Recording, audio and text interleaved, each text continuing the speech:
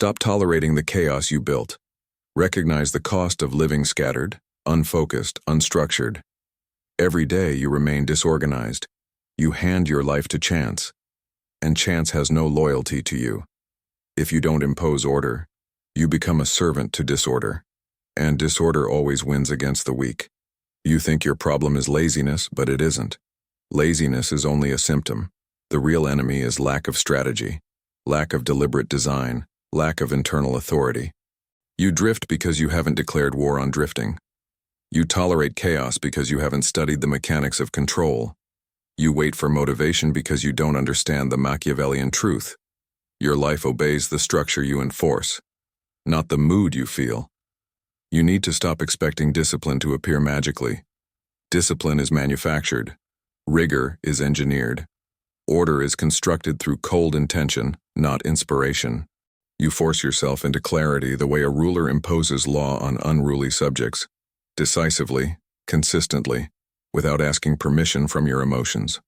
The mistake you keep repeating is assuming you'll get organized eventually, but eventually never arrives for men who don't seize control. Time doesn't rescue you. Time exposes you. The longer you remain disorganized, the more your opportunities rot. The more your self-respect crumbles. The more chaos grows its roots inside your identity. You lose structure first, then you lose focus, then you lose momentum, then you lose ambition, then you lose yourself. This is the invisible fall most people never notice while it's happening. Their life doesn't collapse suddenly. It collapses quietly, through small daily concessions, through minor neglects, through "I'll do it later," through the soft decay of unstructured days. You break that pattern now. The ruthless law of self-organization is simple. You must force the world inside you to obey you before the world around you will. You cannot command external reality, while your internal reality is in shambles. Chaos in your environment exists because chaos runs unchecked inside your habits, inside your schedule, inside your mind. Your environment reflects your authority. Your calendar reflects your priorities. Your routines reflect your identity. Your results reflect your discipline. If you want power, you need structure. If you want respect, you need order. If you want success, you need control. Internal control first. External results second. Now understand why structure scares you. Because structure eliminates excuses. Because structure forces accountability. Because structure exposes the gap between who you are and who you pretend to be. Chaos gives you a convenient story. I'm overwhelmed. I don't know where to start. I'm trying. I'll fix it soon. But structure kills all those stories. Structure leaves only truth, and truth demands confrontation. Stop hiding behind disorganization. Stop covering weakness with excuses. Stop pretending your chaos is accidental. You maintain chaos because it protects you from responsibility. But protection is not power. Protection is prison. Now let's examine the mechanism behind disorganization. Chaos thrives where boundaries don't exist. You allow interruptions. You allow emotional impulses to dictate action. You allow tasks to pile up. You overschedule. You underschedule. You drift between priorities. You live in reaction instead of direction. Your mind becomes a crowded room with no hierarchy. Every thought screams at once. Every desire demands attention. Every distraction wins. You obey whichever impulse is loudest, not whichever is most strategic. This is why your life feels heavy. This is why your days feel tangled. This is why your goals evaporate as quickly as they form. You are not disorganized. You are ungoverned. Govern yourself. Here is the law you must accept without hesitation. Your life becomes orderly only when you become ruthless with your hours. You cut what wastes time. You schedule what matters. You enforce what you schedule. You eliminate emotional involvement from basic tasks. You stop negotiating with weakness. You stop postponing what must be done. You stop indulging the childish belief that organization should feel comfortable. Power rarely feels comfortable. Control rarely feels natural. Structure rarely feels pleasant. You don't pursue comfort. You pursue command. Now let's expose the deeper psychological failure. You think your future self will be stronger than your present self. You imagine tomorrow's version of you will wake up earlier, plan better, work harder, resist distractions, and finally become the person you admire. But your future self is built on the habits of your present self. If your present self is chaotic, your future self is a myth. Stop delegating your life to an imaginary version of yourself. Stop fantasizing about discipline. Stop worshiping potential. Structure is not a dream. Structure is a decision, and you make it now. Now examine your day. You fill it with random tasks that don't ladder up to anything. You move without direction. You react to notifications. You start things without finishing them. You multitask because it feels productive but destroys your focus. You keep your environment cluttered and then wonder why your mind feels suffocated. You're drowning in noise you created. The Machiavellian approach to organization is minimalistic. You operate on fewer tasks with deeper focus. You strip your life to essentials. You allocate hours like a ruler allocating resources, strategically, unemotionally, deliberately. You decide what matters before the day begins, and you defend that decision ruthlessly. Your calendar becomes a weapon. Your list becomes a battle plan. Your morning becomes a fortress. Your workspace becomes a command center. Organization is not about neatness. It's about dominance. Now let me show you the protocol that forces your life into shape. Step 1. Command your environment. Clean your space with surgical precision. Your environment mirrors your mind. Controlling one influences the other. Step 2. Command your morning. You wake up with intention, not chaos. You perform the same sequence daily. No negotiations. Step 3. Command your priorities. You choose 3 essential tasks a day and finish them. No additions. No drifting. Step 4. Command your impulses. You eliminate distractions through environment, not willpower. You remove the option to fail. Step 5. Command your time. You divide your day into blocks and stick to them. You respect your own schedule the way others respect your authority. Structure creates power. Power creates momentum. Momentum creates identity. Identity creates destiny. Now let's examine the antidote to your worst habit. Waiting for the right mindset. You think organization requires inspiration, but inspiration is a liar. It arrives inconsistently. It abandons you when you need it most. If you build your life on inspiration, you build your life on sand. You need construction, not inspiration. You need discipline, not mood. You need intention, not desire. Never wait to feel ready. Start before readiness forms. Start before comfort arrives. Start before confidence appears. Action is the architect of readiness. Movement generates clarity. Completion creates belief. This is how ruthlessly organized men are built. Now let's ground this in real scenarios. Scene 1. Your workspace. Right now it's cluttered, chaotic, suffocating. Papers scattered, items misplaced. Digital tabs open like an endless horizon of distraction. Every object subconsciously steals energy. Every item creates micro-friction. And you begin your day already psychologically weakened. The Machiavellian transformation begins with immediate order. You remove what doesn't belong. You categorize strategically. You eliminate anything that competes for attention. Then, when you sit down, the room obeys you. It becomes quiet, intentional, loyal to your focus. Scene 2. Your morning. Right now, your morning is a battlefield with no general. You wake up reactive. You grab your phone. You scroll mindlessly. You lose an hour before your mind even wakes. You start behind. You start weakened. You start surrendered. But imagine a morning where you move slowly, deliberately, like someone who expects the world to adjust to him, not the other way around. You drink water instead of scrolling. You breathe instead of rushing. You plan instead of reacting. And within minutes, you feel the difference. You're not drifting. You're driving. These micro-behaviors signal power to your subconscious. Your identity upgrades. Your posture changes. Your decisions sharpen. Your discipline becomes self-reinforcing. Now we must expose the soft lie you've been telling yourself. I'll organize my life when things calm down. But things never calm down. Life doesn't clear space for you. You carve space from chaos. You impose order on the storm.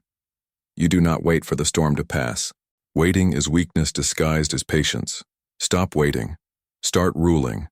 The world respects men who rule their hours. The world ignores men ruled by impulses.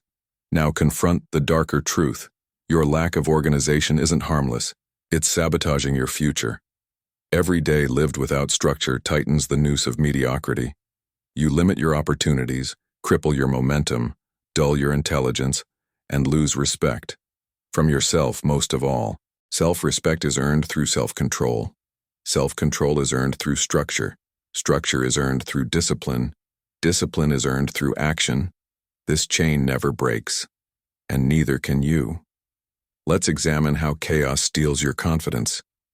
When you avoid tasks, your brain learns avoidance. When you break promises to yourself, your brain stops trusting you. When you live unstructured, your brain believes you lack authority. Confidence isn't a personality trait. It's the consequence of kept promises. Every time you organize your day with intention and follow through, you teach your mind that you are someone worth obeying. Your confidence rises with every task you finish. Your status rises with every hour you command. Your identity rises with every structure you enforce. Consistency creates kings. Discipline builds empires. Order fuels greatness. And remember, Machiavelli never believed in relying on luck. He believed in preparation, precision, strategy, control, not hope. Never hope. Hope is the refuge of the disorganized. Strategy is the weapon of the powerful. You become powerful when you stop letting your days choose you. You choose your days. You craft them. You shape them. You dominate them. Structure is sovereignty. And now, after all of this, you stand at a crossroads. One path leads to the life you've always lived, chaotic, scattered, reactive, weak. The other path leads to the life you claim you want, organized, strategic, intentional, powerful. You know which one you must take.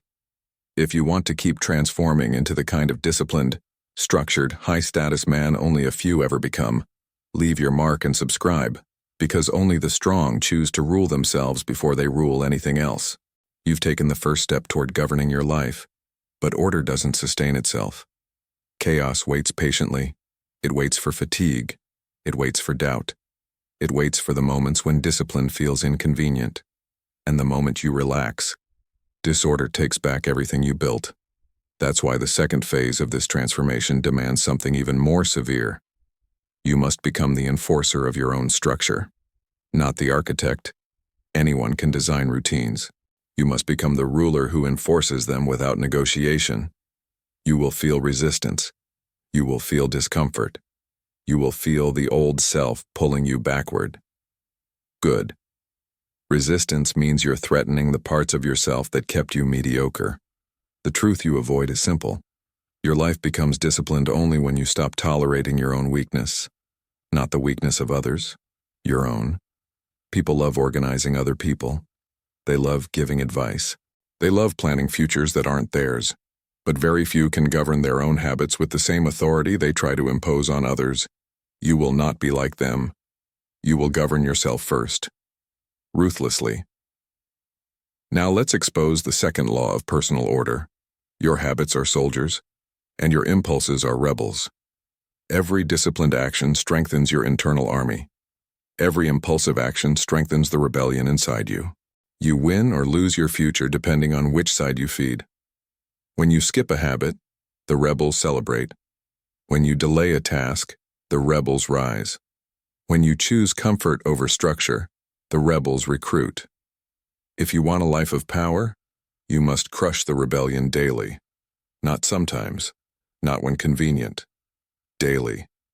Your mind must learn that your commands are final. Your body must obey without debate. Your environment must reflect your authority. Now analyze why structure collapses for most people. They don't fail from lack of knowledge, they fail from lack of enforcement. They create schedules they don't follow. They write lists they ignore. They make promises they break. They plan futures they never build. You cannot tolerate breaking your own word.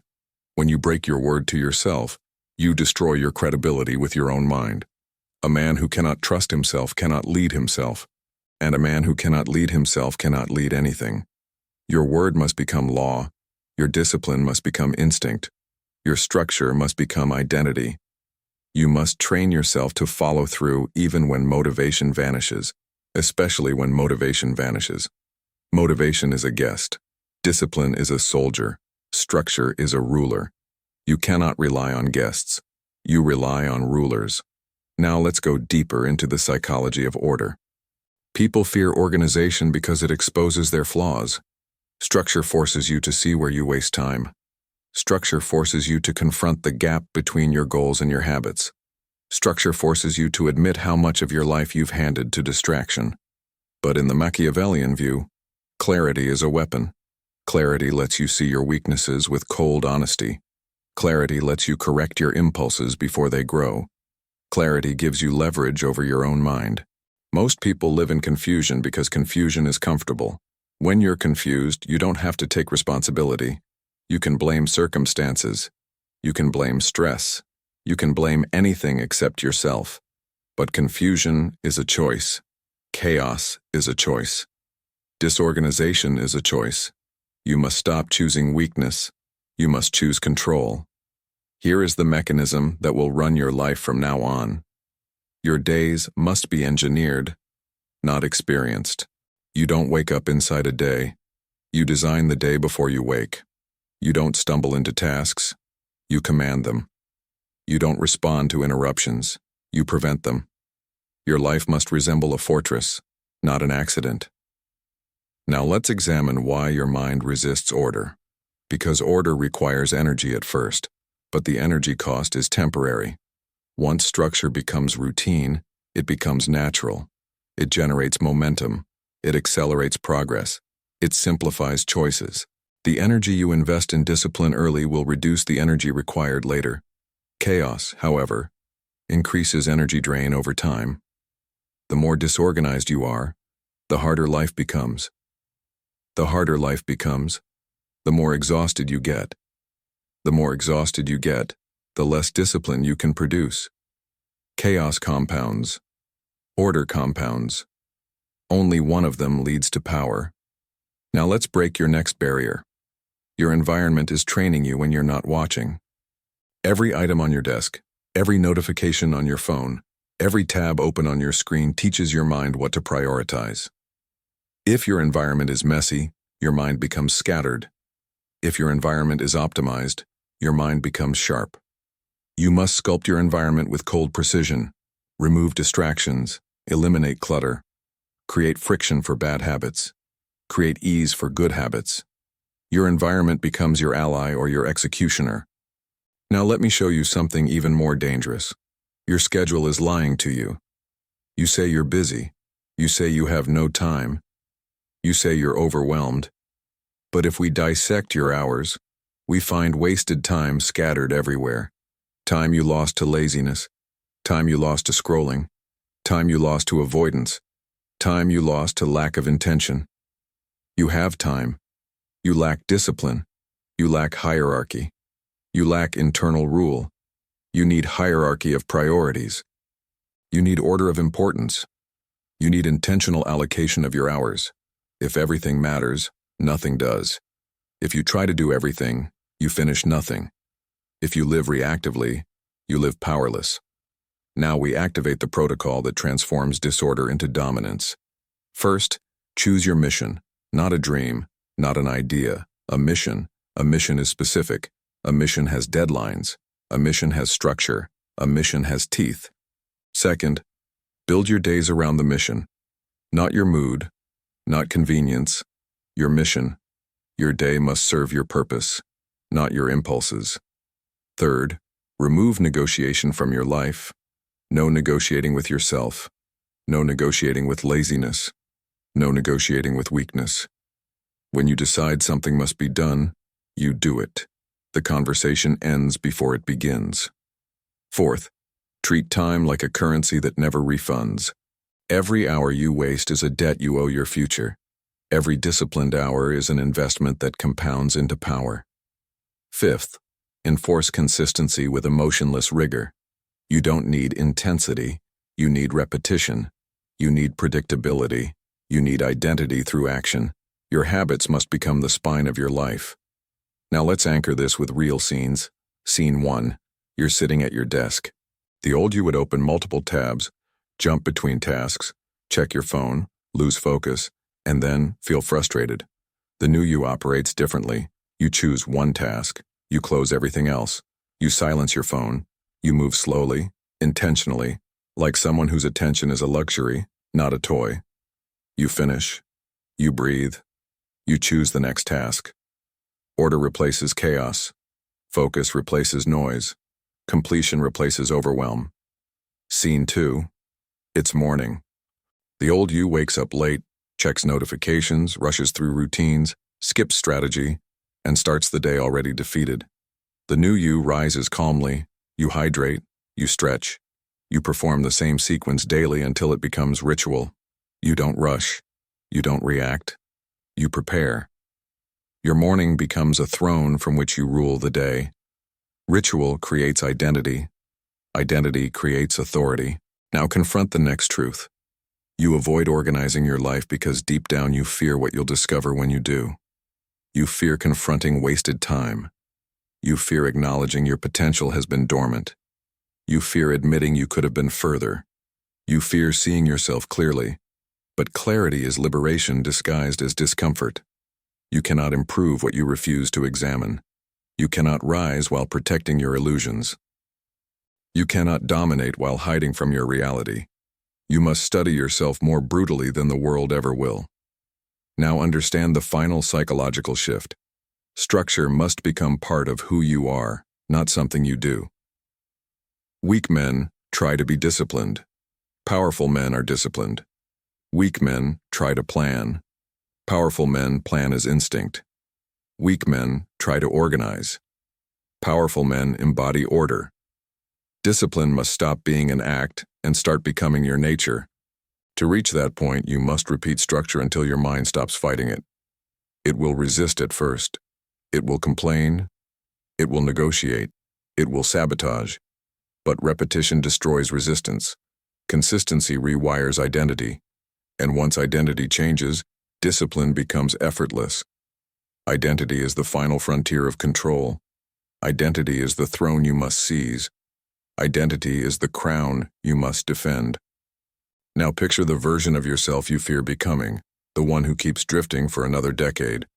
That version is not fictional. It's waiting for you if you continue neglecting your structure. It's the future built by every moment of weakness, every ignored task, every unplanned day. You cannot allow that future to exist. You kill weakness by starving it. You kill chaos by eliminating its entry points. You kill laziness by drowning it in structure.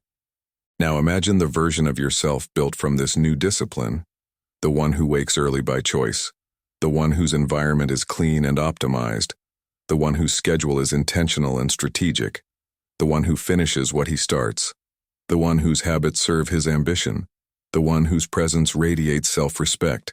That version becomes inevitable when you enforce order daily. Every decision reinforces identity. Every task completed sharpens your mind. Every structured day builds an empire. A disciplined man is unstoppable not because he is gifted, but because he is governed. He is ruled by intention instead of impulse. He is shaped by strategy instead of emotion. He is structured like a fortress instead of drifting like a leaf. And you are becoming that man. The world respects the disciplined. The world admires the focused. The world follows the structured. If you want to continue rising with the kind of power only the strongest few ever reach, leave your mark and subscribe, because this path is not for everyone, only for the men willing to rule themselves before they rule anything else.